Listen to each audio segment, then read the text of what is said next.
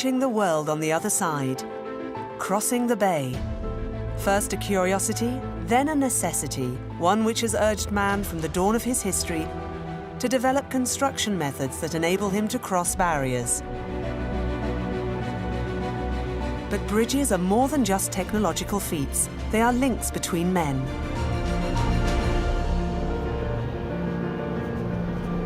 Leah Bello is a geophysicist. She'll be following in the footsteps of exceptional builders, revealing the secrets behind the construction of iconic works, and discovering the challenges faced by engineers who build even higher and even further.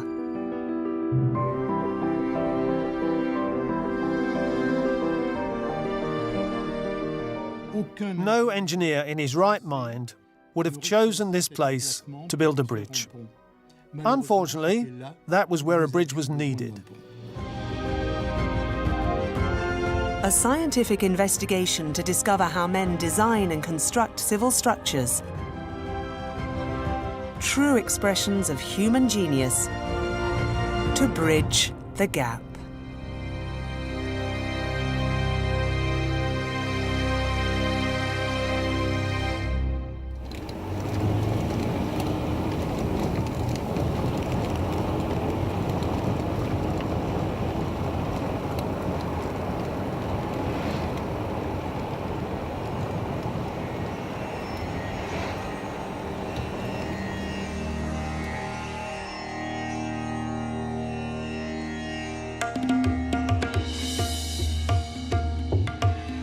Leah Bello first heads to northeast India and the state of Meghalaya to discover a hidden treasure. Located on the border with Bangladesh, a third of the state is covered by dense, damp forest. Numerous streams wind through the valley, representing obstacles for the movements of the villagers. For almost 500 years, they have intelligently tamed nature by building bridges, using the roots of living trees. Be careful, it's very slippery. Slowly. Here is the bridge for you, the living root bridge.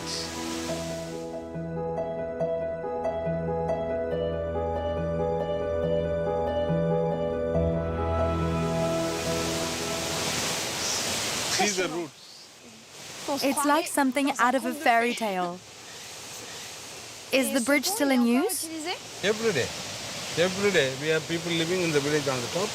They come through this to go to their garden. Monsoon time, with so much water, without this bridge they cannot cross this. This kind of activity had been going on for many centuries in this area. So it's been a common thing here.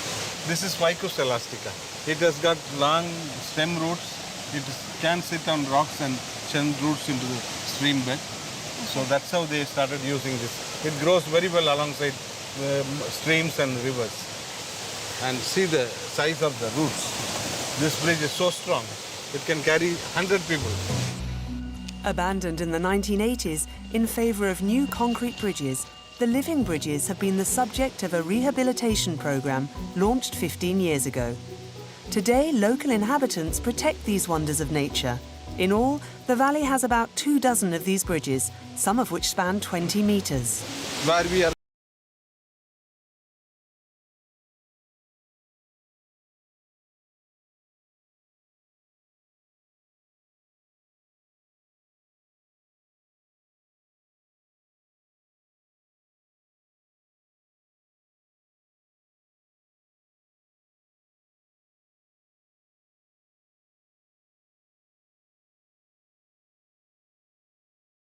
exceptional example of bioengineering illustrates just how man can tame his environment to build footbridges to take him over natural obstacles.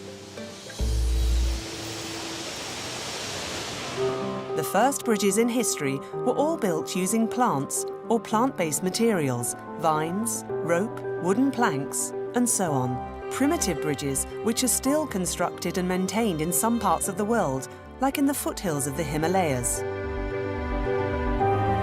In less forested areas, man turned to a more resistant material, stone. Some of these prehistoric bridges still stand today. During the final millennia before our era, stone dominated the history of bridge building until the Romans perfected the art. For almost 5 centuries, the Roman Empire reigned over Europe and the Mediterranean. To expand their territory, the Romans developed an important network of roads and bridges. This construction-minded people built numerous large-scale structures in stone, some of which are still standing after 2,000 years, like the Pont du Gard in the south of France, which was constructed in the middle of the 1st century of our era. Its dimensions are impressive, 47.6 meters high, with a span of 275 meters. This iconic vestige is the highest elevated Roman aqueduct bridge in the world. From the bottom up, its 3 tiers have 6, 11 and 35 arches respectively.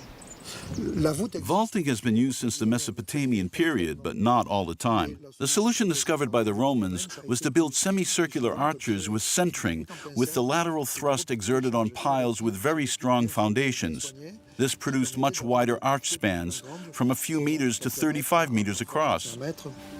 Once the piles were sunk into the riverbed, the next task was to construct the archways. The semicircular vaulting forms a structure which can span an empty space with successive arches. To build the arches, a solid support was needed, known as a centering. This constituted 2 wooden semicircles with the same form as the intended arch and served as the framework. The blocks of stone were then laid on top of the wooden centering until the last one, the keystone. On the first tier of the bridge, the arches were thus formed with 3 parallel sections of stones.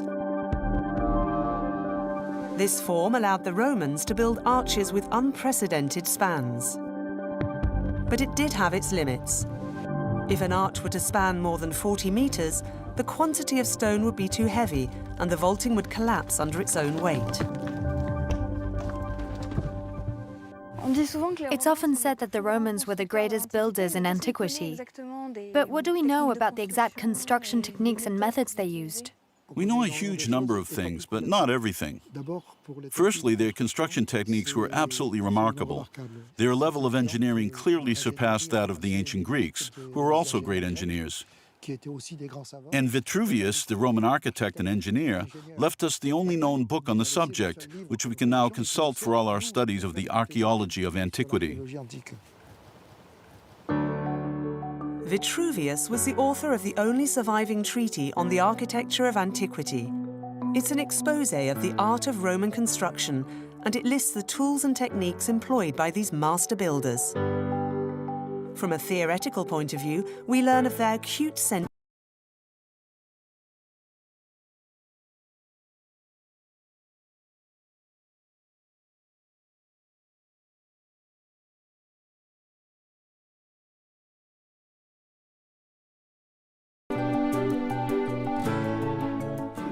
The Romans set out to construct for eternity. Their use of infinite numbers actually enabled them to obtain the absolute. And also, thanks to this geometrical system, stonemasons also knew the methods perfectly. And so they could reproduce on the spot, on a much larger scale, of course, the plans which had been drawn by the architect.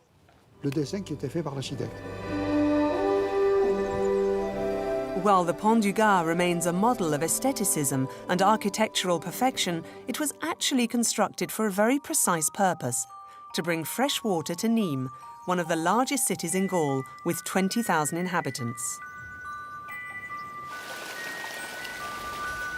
The spring chosen was the Fontaine d'Eur, some 50 kilometers away from Nîmes.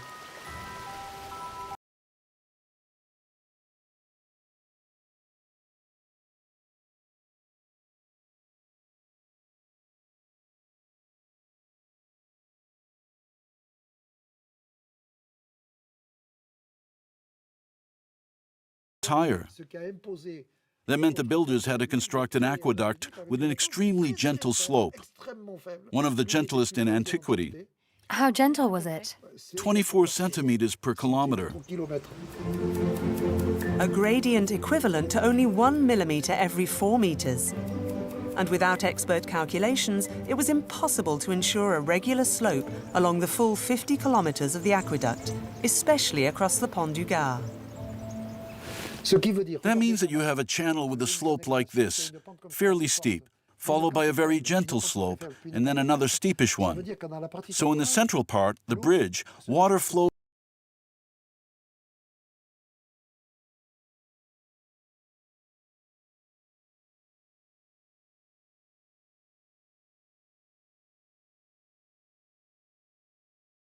To build up to here? exactly. This masterwork of antiquity supplied Nîmes with water for almost 500 years, until the fall of the Roman Empire. The construction of immense architectural and engineering works disappeared with the Dark Ages and was only resumed 500 years later, in around the year 1000, with the expansion of Christendom and the power of the Church. The builders of the Middle Ages readopted the techniques and methods of Roman architects. Over the following century,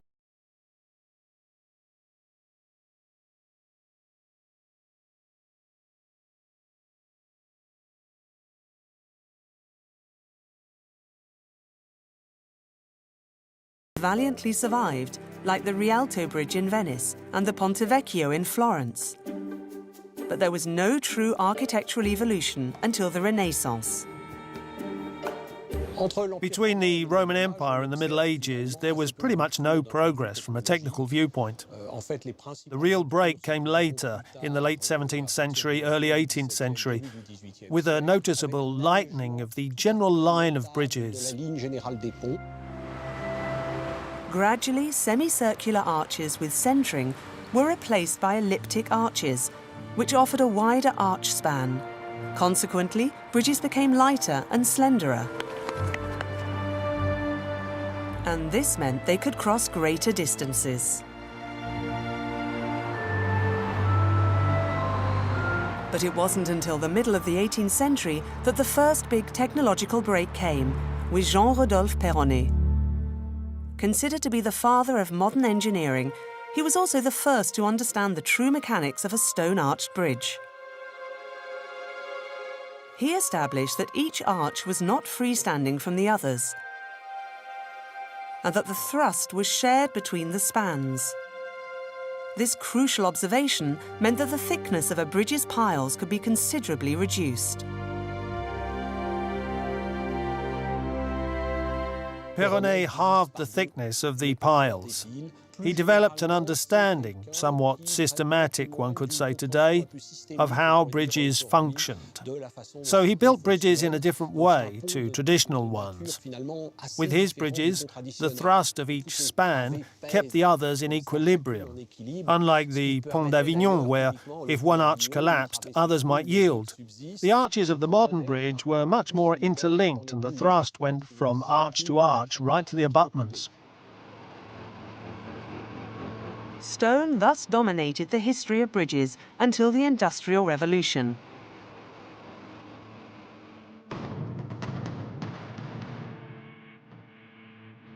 In the late 18th century, early 19th century, the mastery of iron allowed engineers to design structures with new profiles.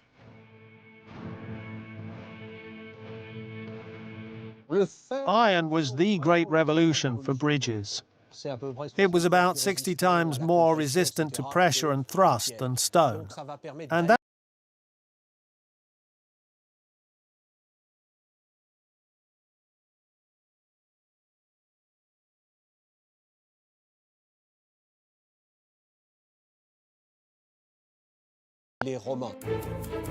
Iron enabled builders to construct bridges with triangular crossbars. Both lighter and more resistant, bridges could span even greater distances. The rapid development of the railways demanded new technological solutions to cross rivers and valleys. Engineers engineers stopped at nothing. Like spanning the deepest gorges where no one had ever dreamed of taking on nature, and bridging the gap. The Garabie Viaduct is a striking example of this daring. It was designed by Gustave Eiffel, a visionary engineer and determined architect, whose solid yet elegant bridges reached heights that gave his contemporaries vertigo.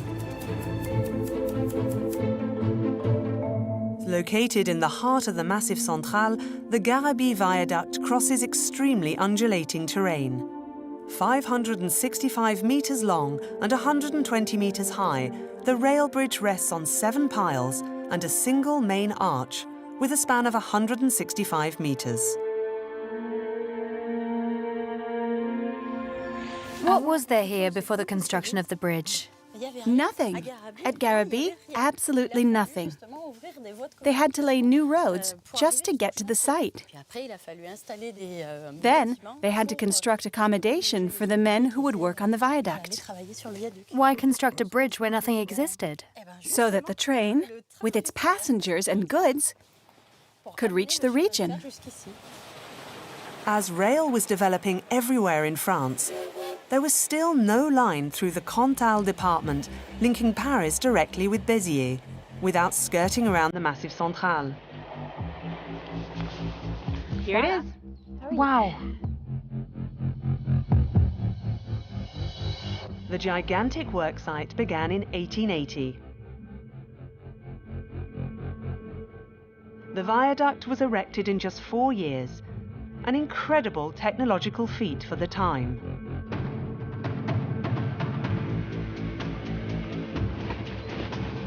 Keep going. Almost there.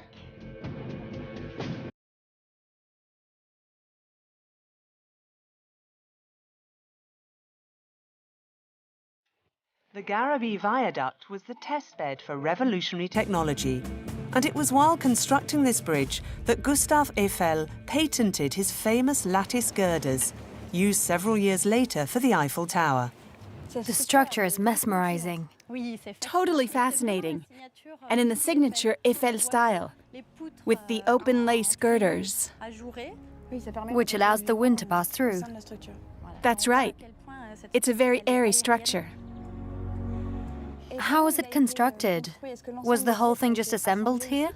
Half of it was pre-assembled in the workshops in Levallois-Perret near Paris. The other half was hot riveted together here in Garabie. The wrought iron girders were assembled with rivets, these small, shafted iron fasteners inserted between each piece of the structure. Once heated to red or white hot and the tail of the rivet has been hammered flat, they hold the pieces together when they cool. Once the bridge was finished, it must have been a huge event for the region. Yes, and not only for the region, but the whole civil engineering world. The bridge was marveled at, due to its height, as far as the United States. It's one of the 2 most talked about works by Eiffel among the 100 he built around the world.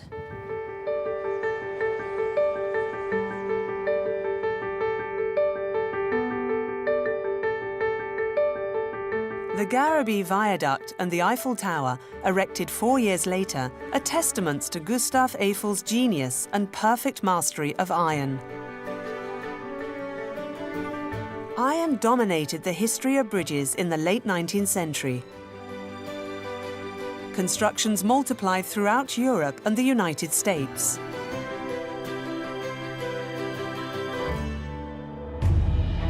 But few engineers understood how iron, and notably cast iron, would react over time with the constant crossings of trains. Often hastily constructed, bridges became the stage of some terrifying disasters.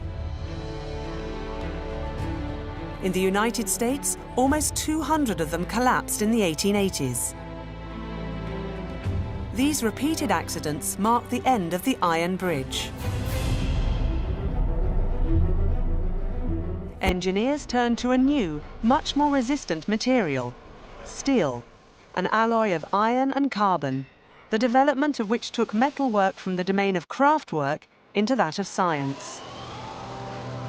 L'acier, One, high-quality steel has far superior mechanical qualities compared to iron, so you can go much further with it. Two, it had a big impact from the early 20th century on because, unlike iron, it could be welded, and that would totally transform assembly technology. Today, no one would even imagine building a large work of engineering without steel. Steel opened the door to rapid technological progress.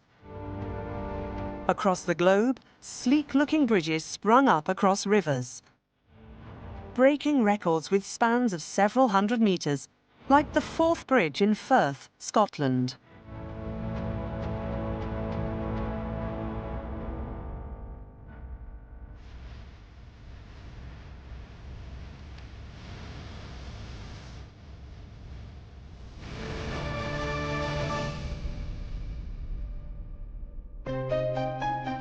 But back to the early 19th century, another method of construction was born in the United States: the suspension bridge.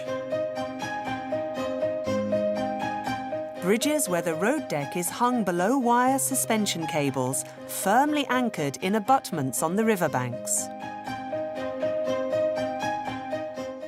The suspension bridge is a very simple idea, and it's not that complex to construct.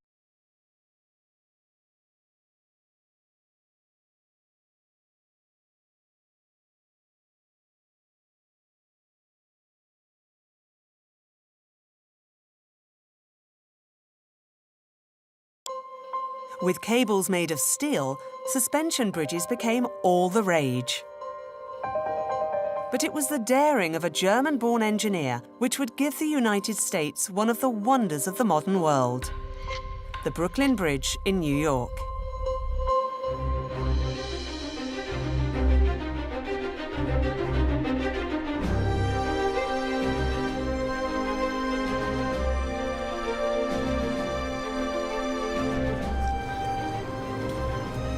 To better understand how this bridge changed the history of engineering and that of New York, Leah Bello joins Dave Frieda on the banks of the East River. This photographer, a specialist in bridges, is a fountain of knowledge when it comes to the Brooklyn Bridge. This legendary bridge, 1,825 meters across, beat all span and height records.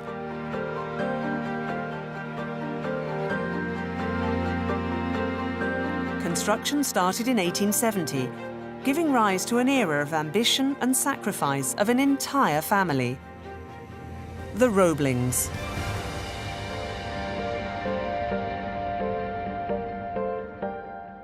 John Roebling, who designed the bridge, unfortunately, he didn't have a chance to see his bridge completed. He was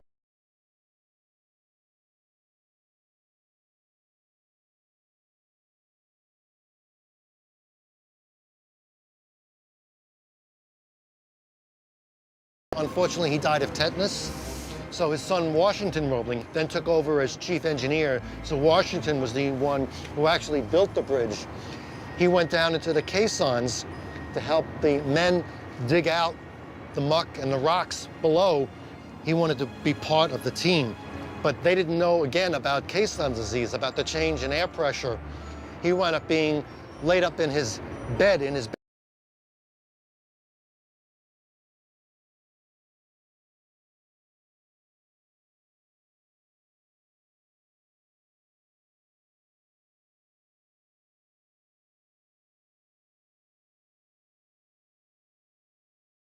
Absolutely incredible. I think without Emily Roebling, you wouldn't have the Brooklyn Bridge today.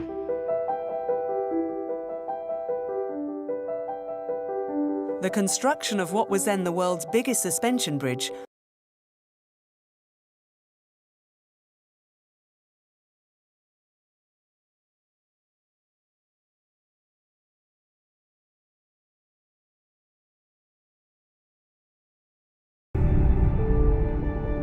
The construction of the foundations employed an innovative process. Washington Roebling had two giant wooden caissons made, measuring 50 meters long by 30 meters wide.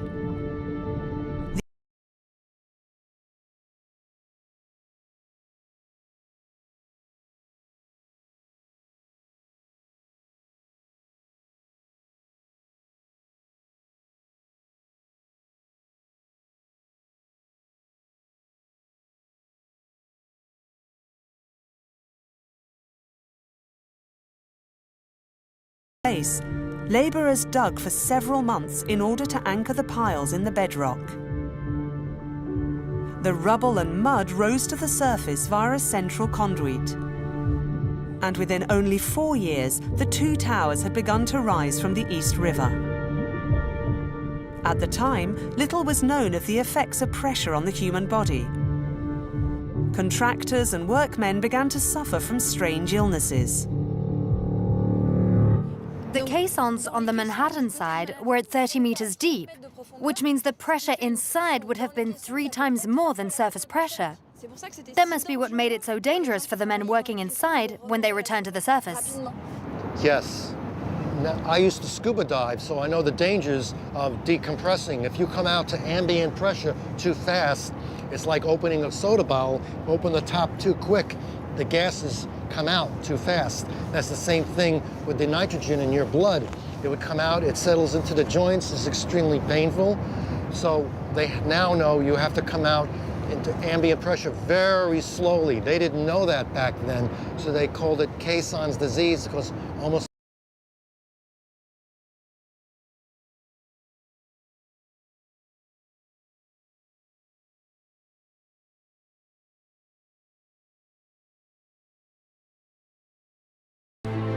and the installation of the cables could begin. This is the 4 main cables. These main cables is what holds up the road deck. Each cable contains wires like this. 5,434 wires make a 15 3/4 inch cable. Each cable can withstand the pull, tension of 25 million pounds.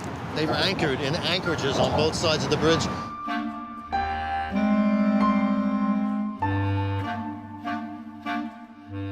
The main cables are original. Some of the engineers I know worked on the bridge, and the cables, which are made of wire like this, are in great condition. They're galvanized. This is the first suspension bridge in the world to use galvanized steel wires. It's steel coated with zinc. Zinc oxidizes, but it doesn't rust, and it protects the steel underneath it. So this could last for 200-300 years, easily. To prove the solidity of the cables, master mechanic E.F. Farrington crossed the East River suspended from them. In all, 23,000 kilometers of cables were installed. After 13 years of work, the bridge was finally completed.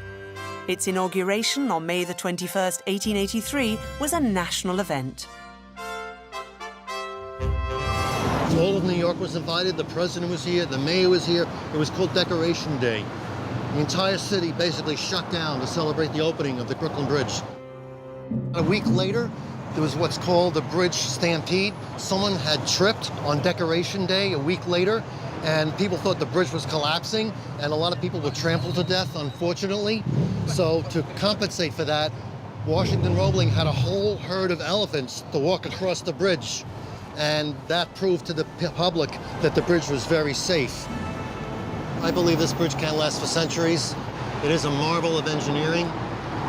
Hopefully many future New Yorkers and other people around the world will be able to see this great structure. The Roebling's Brooklyn Bridge is now known the world over and is one of New York's most iconic landmarks. Over 130 years later, it's still standing, a genuine work of prowess, given the know-how of the time.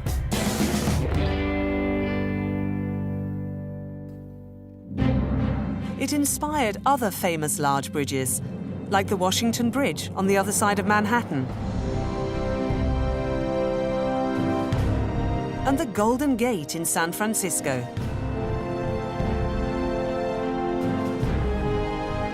But other bridges have proved less long-lasting.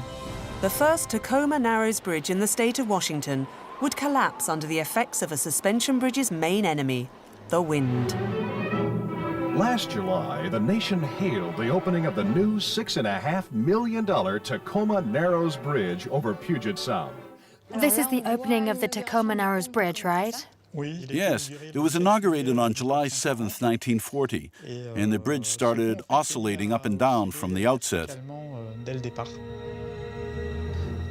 During the summer of 1940, people visited the bridge just to see it swaying. It became a tourist attraction. And it became famous.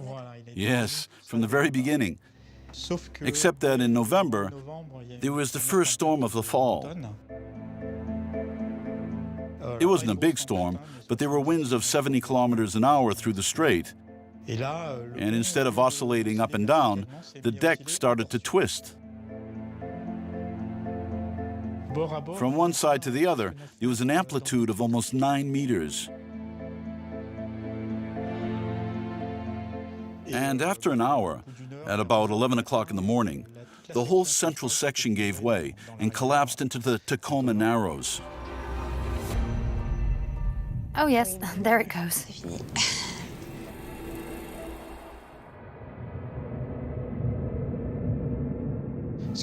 Which leaves us with a marvelous example of how not to build a suspension bridge. One of America's finest structures. Fortunately, the collapse of the bridge claimed no victims, except for a terrified dog locked in the car in the middle of the bridge. Not a person was lost, but it's a real tragedy.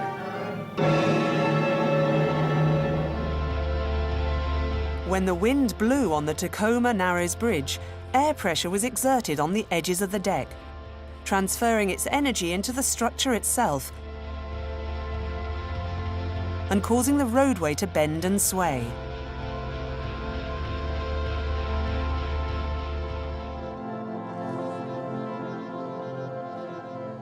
After the collapse of the bridge, architects and engineers began to study much more deeply the impact of the wind on bridges.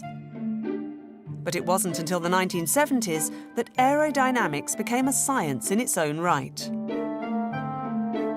From then on, the decks of bridges were streamlined to facilitate the flow of air around the structure, so as to prevent any risk of swaying. With the invention and mastery of new materials, during the 20th century, man would be able to build longer, higher bridges with even more impressive dimensions.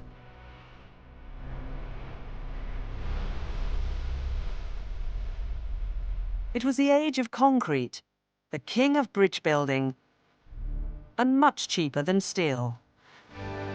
And it would benefit from a revolutionary process developed by French engineer Eugène Freycinet, which was perfect for civil engineering works: pre-stressed concrete.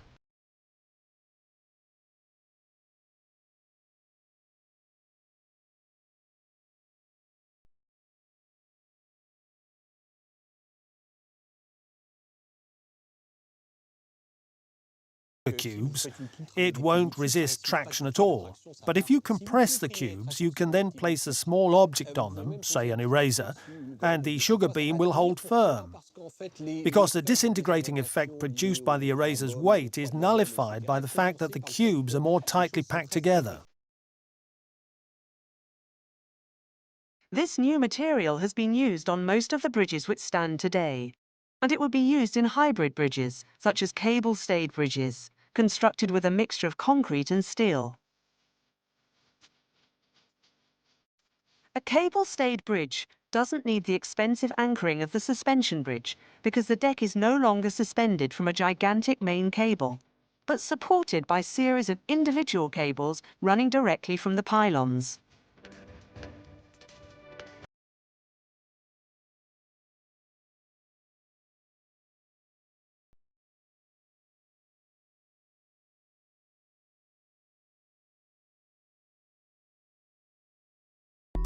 Nothing seemed able to halt the ambitions of architects and engineers. Not even the wrath of nature, which has managed to destroy a number of their bridges. Like during the earthquake in Kobe, Japan in 1995.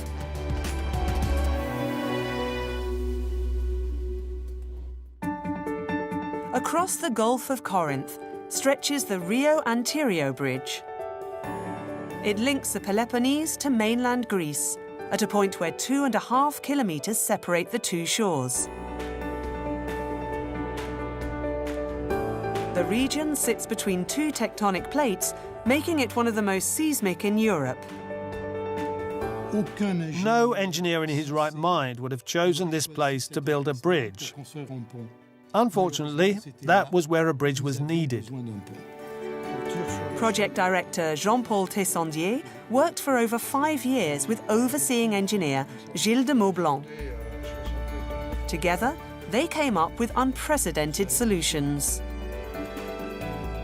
The first difficulty was the depth of the water, 65 meters. That's no longer the field of bridge building, but of offshore engineering. Secondly, the seabed was of a very poor quality. And thirdly, there are faults that are constantly active, meaning the distance changes between the two coastlines. And during a strong earthquake, there could be a sudden change of several meters. When we discovered the scale of the work, we were sorely tempted to close the file and refuse it. At the same time, we liked the idea of facing a massive challenge, and we thought there must be a solution. The bridge has to be capable of withstanding earthquakes of up to 7 on the Richter scale. So the main challenge was to lay sufficiently solid foundations to ward off the wrath of the earth. But preliminary studies showed the seabed to be particularly unstable. With the poor quality of the seabed, our first idea was the classic one, to dig down to find better quality ground. But after detailed analysis, we soon found out that the bedrock was at a depth of about 1,000 meters. So that was totally unfeasible and unrealistic. Then, after doing a lot of research, we came up with a totally innovative concept. Due to the extreme depth of the bedrock, the engineers soon abandoned the idea of laying foundations under the seabed.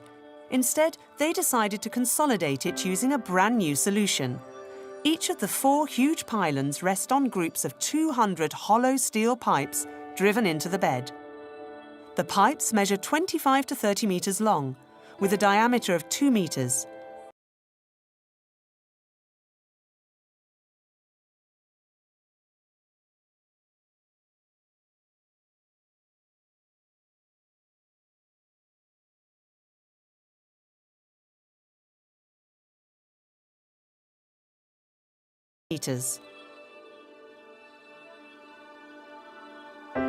They remain the biggest pier footings ever constructed. The Rio Antirio Bridge has another particularity. Rather than lower and upper pylons, there are pylons of a single block of concrete. The suspended deck is continuous from one end to the other. It passes between the pylons and is suspended by only 368 stays.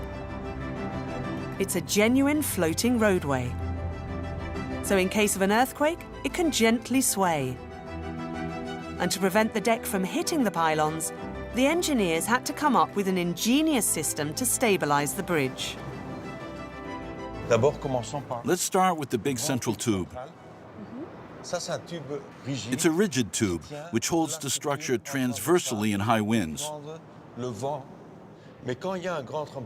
But for a major earthquake, which can't be withstood by the rigid support, there's a fuse inside which breaks, allowing the small tube to enter the big one. So 1, 2, 3, 4 shock absorbers come into play. Very similar to the shock absorbers in your car. When you go into a hole, they absorb the energy. Beneath each of the pylons, the deck is maintained by this system of fuses and 10-meter-long shock absorbers. And over 400 different measuring instruments monitor the bridge's movements in real time.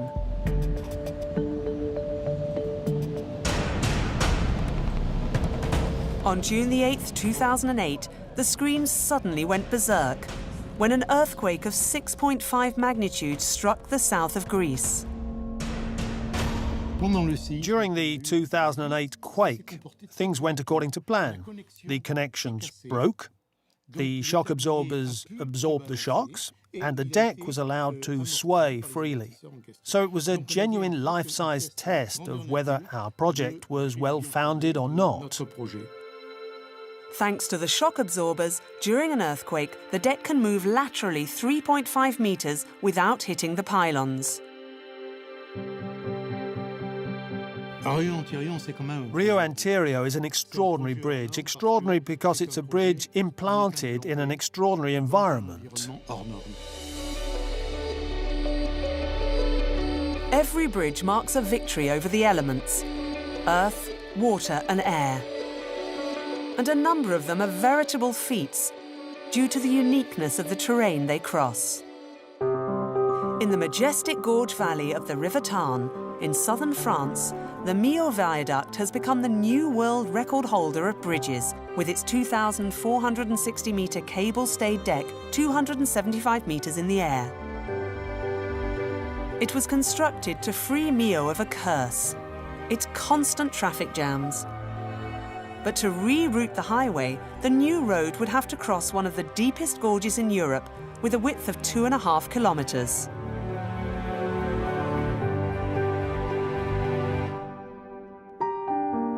Michel Virlogeux is a graduate of France's top engineering school, the École des Ponts et Chaussées. He has worked on almost 200 bridges during his career. He's known as the father of the Pont de Normandie and participated in the design of the Vasco da Gama Bridge in Lisbon, Portugal. At Millau, the complex geography of the valley was for a long time a real brain teaser for the engineer. Several routes were envisaged because we had to cross a large network of valleys. At the outset, the elevated solution, going from plateau to plateau, didn't come to mind because of the necessary height of the pylons. And then an expert road construction engineer said to us, "Why don't you stay up at the same level as the plateaus?" And we thought we're stupid, that's what we have to do. Never had engineers built so high up. Once the route was decided, the designer then had to imagine the profile best suited to the landscape. My idea was to construct a cable-stayed bridge with multiple spans. Why? Because for the bridge to be slender and transparent, cable stays would be the best. Plus, it's also the most effective structure to bear the load, allow larger spans and thus fewer pylons. With British architect Norman Foster, Michel Virlogeux's team worked on finalising the plans for the viaduct for almost 10 years. Work finally began in 2001. A gigantic worksite on which Marc Bournameau worked as the engineer who oversaw the building of the metallic roadway. You feel tiny. Yes, you do. How many meters up is it?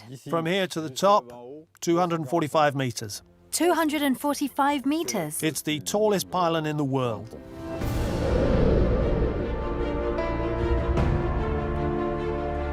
With its 2,460-metre long deck, the Millau Viaduct is one of the longest cable-stayed bridges in the world. It rests on 7 pairs of piles and pylons, 342 metres apart. The bridge reaches a maximum height of 343 metres, making it taller than the Eiffel Tower. What's the width at the base of the pylon? The base is the size of a tennis court, and the concrete is 5 metres thick. Underneath, there are 4 big piles, 18 metres deep and 4 metres in diameter. And all that anchors this pylon in the rock below. During work, the 7 pylons were built at the same time to gain in speed. Each was given its own crane to pour in concrete. The pylons grew 4 metres every 3 days. In December 2003, 2 years after the construction began, the pylons were complete. Each of these splits in 2 for the last 94 metres. A characteristic shape that wasn't chosen by chance.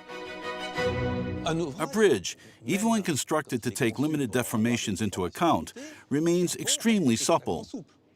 So we had to choose a shape for the piles and pylons to give them the necessary rigidity to restrict deformations, while also allowing longitudinal dilations of the deck due to variations in temperature. It's to allow for deck movements that the piles and pylons divide into two slender shafts at the top.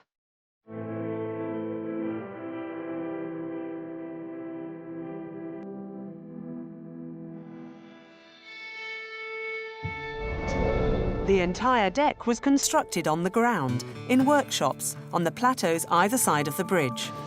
150 men, aided by robots, carried out over 1,000 kilometers of welding to assemble the steel roadway.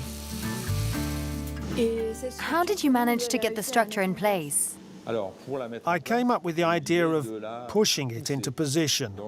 Not a classic form of pushing, because the pylons are so high. The tallest is 245 meters.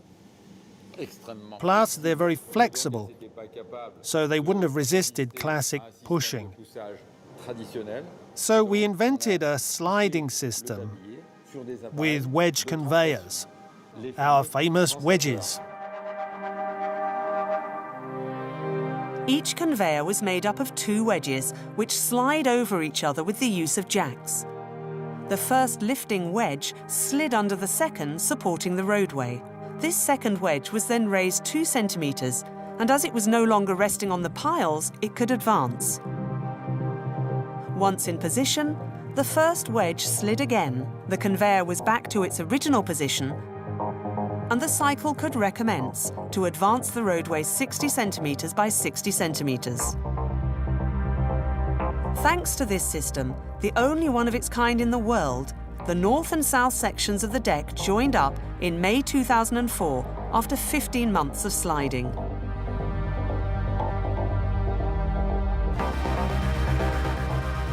To get the pylons upright, the engineers sought inspiration from ancient techniques and developed a tailor-made lifting system.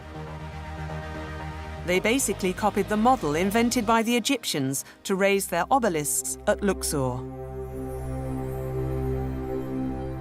Constructors must know all the techniques used for at least the past 4,000 years, whether they're Egyptian, Roman, 19th century, 20th century. When you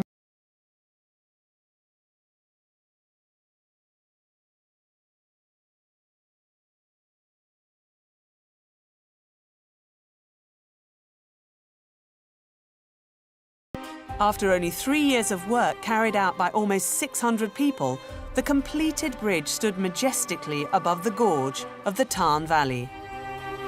It was opened on December the 14th, 2004 by then-President Jacques Chirac, a proud memory for Michel Velogeux. What really touched me about the occasion was when President Chirac got out of his car, looked at it and went, "Ah, that was fantastic." More than 10 years after its construction, the Millau Viaduct still holds the record for the tallest pylon in the world. But in the past decade, other limits have been stretched.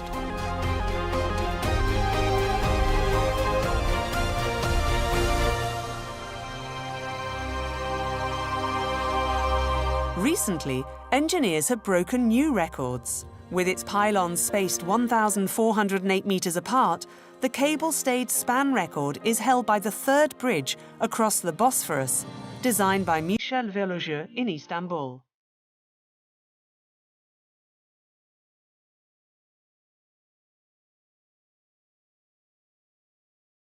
And China has recently broken the height record with a bridge culminating at 565 meters above the Baipan River.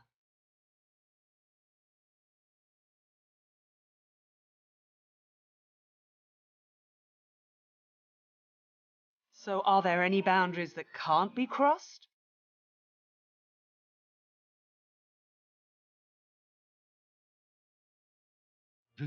I don't know how far we can push the limits.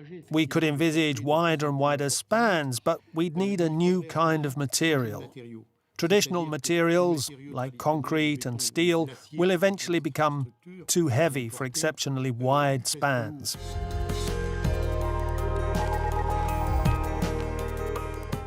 A suspension bridge with steel cables has its limits. The moment it can no longer bear its own weight, you have to stop. Things will continue to evolve, but in the short term, I don't foresee any major revolution. Before erecting ever bigger bridges, engineers will undoubtedly develop new materials, but they won't depart from the founding principles which form the singularity of these works of engineering art. Beauty and efficiency. You need the two. And that goes back to the principles of Vitruvius 2,000 years ago, which are utilitas, firmitas, venestas. Utilitas is usefulness. A bridge must have a purpose. Firmitas is resistance. A bridge must hold and it must be long-lasting. And finally, venestas, which is beauty and elegance.